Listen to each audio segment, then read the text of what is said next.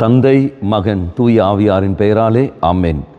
இயேசு கிறிஸ்துவின் அன்புமிக்க சகோதர சகோதரிகளை உங்கள் அனைவருக்கும் கிறிஸ்து இயேசுவின் அன்பு கலந்த வணக்கத்தை தெரிவித்துக் கொள்கின்றேன். இந்த நற்செய்தி பாகமானது லூக்கா நற்செய்தி 6ஆம் அதிகாரம் 36 முதல் 38 வரை உள்ள திருவாக்கியங்கள். குறிப்பாக 37வது வாக்கியம், பிறர் குற்றவாளிகள் என தீர்ப்பளிக்காதீர்கள், அப்போதுதான் நீங்களும் தீர்ப்புக்கு உள்ளாக மாட்டீர்கள்.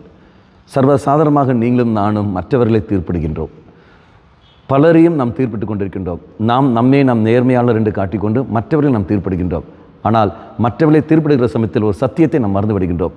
ஒரு நபரை நாம் குற்றப்படுத்துகின்ற போது விரல் சூண்டி காட்டுகின்ற பொழுது இதோ ஒரு விரல் அந்த நபரை காட்டுகிறது, மீறி 3 விரலானது நம்மை தான் அது குறித்து காட்டுகிறது, மீறி ஒரு விரலானது தெய்வத்தை அது போய் காட்டுகிறது. அப்படி பார்க்குற சமயத்தில் மெஜாரிட்டியானது நம்மைத்தான் அது குற்றப்படுத்துகிறது. நாம் நம்மை அலசி பார்க்க வேண்டிய சூழல்.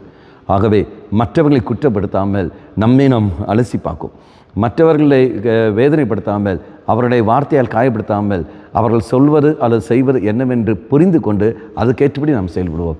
ஆக இறைசனில் மன்றாடுவோம், ஆண்டவரே, இதோ இந்த மனிதன் இவ்வாறு செய்து கொண்டிருக்கிறார்களே, என்ன காரணமாக இருக்கோ, ஒருவேளை அவருடைய சூழலாக இருக்கலாம், அவருடைய மனநிலை அப்படி இருக்கலாம், எது வேணால் இருந்திருக்கலாம். அந்த சூழலின் காரணமாக இது அவர் வாயில் வந்த ஒரு வார்த்தைகளும் அவர் செயல்பாடுகளும். அப்போ இந்த உணர்வு நமக்கு வர வேண்டும் என்றால் தெய்வசனி நாம் போனால் மட்டுமே தான் முடியும். அப்படி இருக்கின்ற பொழுது நிச்சயமாக மற்றவர்கள் நாம் குற்றப்படுத்த மாட்டோம், மாறாக புரிந்து கொண்டு அனுசரித்து அதுக்கேற்றபடி நாம் செயல்படுவோம். ஆக இறைசனில் மன்றாடுவோம், தெய்வமே, எனக்கு புரிந்து கொள்கின்ற சக்தி எனக்கு தந்துள்ளோம், மற்றவர்களை உணர்ந்து புரிந்து கொண்டு அதுக்கேற்றபடி வாழ்க்கை வாழக்கூடிய கிருபை எனக்கு தந்துள்ளோம், மற்றவர்களை குற்றப்படுத்தாமல், அவர்களை வேதனைப்படுத்தாமல், காயப்படுத்தாமல் வாழக்கூடிய கிருபை தந்துள்ளோம். இது எங்கே ஆரம்பமாகும்? நம்முடைய குடும்பத்தில். நம்முடைய பெற்றோர்களை குற்றப்படுத்தாமல், பிள்ளைகளை குற்றப்படுத்தாமல், கணவனோ மனைவியை குற்றப்படுத்தாமல், அவர்கள் இருக்கிற நிலையை அறிந்து கொண்டு புரிந்து கொண்டு அதற்கேற்றபடி நம்முடைய வாழ்க்கை வாழ நாம் இறைசனில் மன்றாடுவோம். கண்களை மூடிக்கொள்வோம்.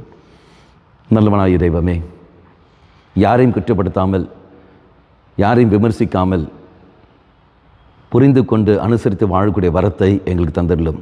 இந்த தவக்காலம் எங்களுக்கு ஒரு பயிற்சி காலமாக இருக்கட்டும். இந்த பயிற்சியில் நாங்கள் வெற்றி பெற நீரே எங்கள் துணை புரியும். அம்மா மாதாவே, தெய்வ மாதாவே, எங்கள் மாதாவே, என் அன்னையே, விசேஷமாக எங்களுக்காக பரிந்து பேசும். ஆமென். தந்தை, மகன், தூய ஆவியாரின் பெயராலே ஆமென்.